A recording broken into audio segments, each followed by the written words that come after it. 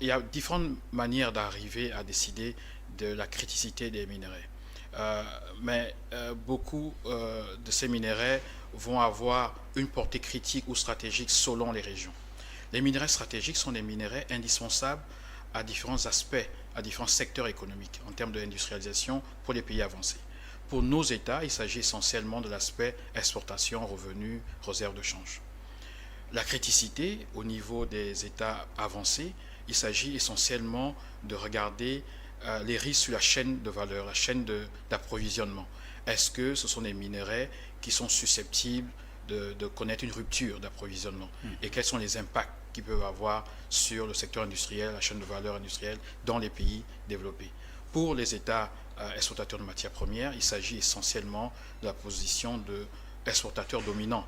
On va prendre le cobalt pour la RDC qui représente à peu près 70% des réserves mondiales. Donc c'est à la fois un minerai critique pour la RDC et pour des régions, des pays comme la Chine qui fabriquent des aimants permanents et qui fabriquent des batteries électriques. Donc la méthode que j'ai utilisée, c'est que j'ai regardé les différents pays les plus avancés dans le cadre actuel des mutations géoéconomiques et même géopolitiques qui se déroulent dans le monde.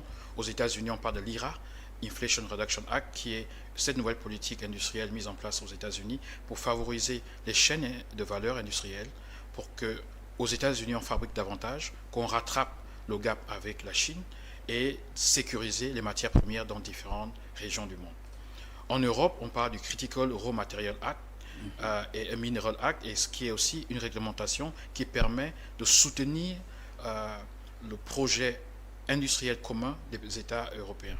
Et pour cela, certains clubs d'amis sont créés pour favoriser cette diplomatie sur les minerais pour, bien sûr, s'assurer de l'approvisionnement en minerais stratégiques. On parle donc de friendshoring, donc des alliances d'États amis, et on parle de nearshoring, donc proximité qui peut être géographique. Donc que ce soit nearshoring ou friendshoring, il s'agit de proximité, ça peut être au niveau de relations diplomatiques comme au niveau géographique.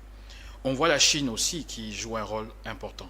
Ils sont aujourd'hui à la tête de la plupart des avancées technologiques aujourd'hui, que ce soit l'informatique quantique, que ce soit l'intelligence artificielle régénérative, les Chinois sont devant. Et dans la transformation des minerais, les Chinois jouent également un rôle très important.